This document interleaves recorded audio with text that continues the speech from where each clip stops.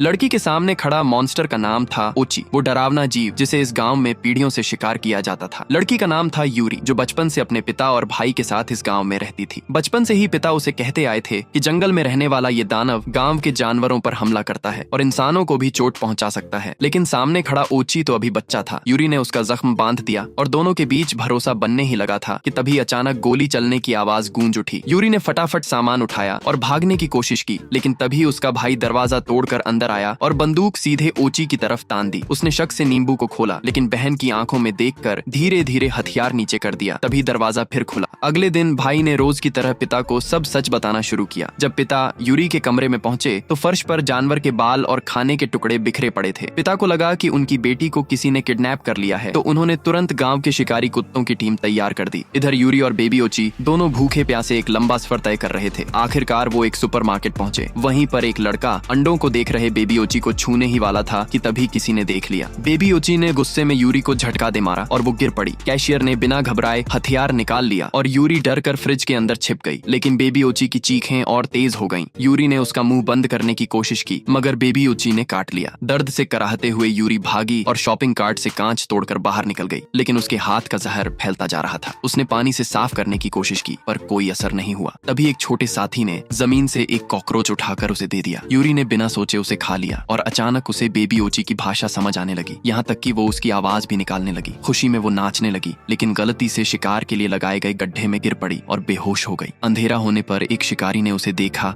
और अपने घर ले आया। लेकिन हैरानी की बात ये थी कि वो औरत उसकी माँ निकली। अगली सुबह जब यूरी उठी तो पाया कि उसका जख्म ठीक हो चुका है। उसने माँ से बेबी ओची को घर वापस लाने की गुजारिश की। माँ पहले से ही उस पर रिसर्च कर रही थी और उसने यूरी को एक मैप दिखाया जिसमें ओची के रहने की जगह चिन्हित थी। सुबह से लेकर दोपहर तक का लंबा सफर तय करने के बाद वो दोनों आखिर बेबी ओची के घर पहुंच गए। तभी गांव का लीडर भी वहां पहुंच गया। यूरी को डर था कि उसका छोटा साथी पकड़ा जाएगा, तो वो तुरंत गुफा की तरफ दौड़ पड़ी। पिता भी बेटी को खोने के डर से उसके पीछे गए, लेकिन लकड़ी गिरने से उनके पैर दब गए। यूरी को डर था कि पिता को चोट लग जाएगी, तो वो वापस लौटी। बेटी की बात सुनकर आखिरकार पिता ने बेबी ओची को अपना लिया। इसके बाद वो सब गुफा से अंदर गए और ओची का घर देखा, जो किसी जन्नत से कम नहीं था। छोटे साथी ने अपने परिवार को देखकर खुशी से आवाज लगाई और एक मादा ओची गुफा से बाहर आई। अंत में यूरी ने छोटे ओची को उसकी माँ के हवाले कर दिया। इस घटना के बाद इंसान और ओची एक दूसरे के साथ शांति से रहने लगे। ऐसी कहानियां रोज नहीं मिलती, इसलिए अभी सब्सक्राइब करो।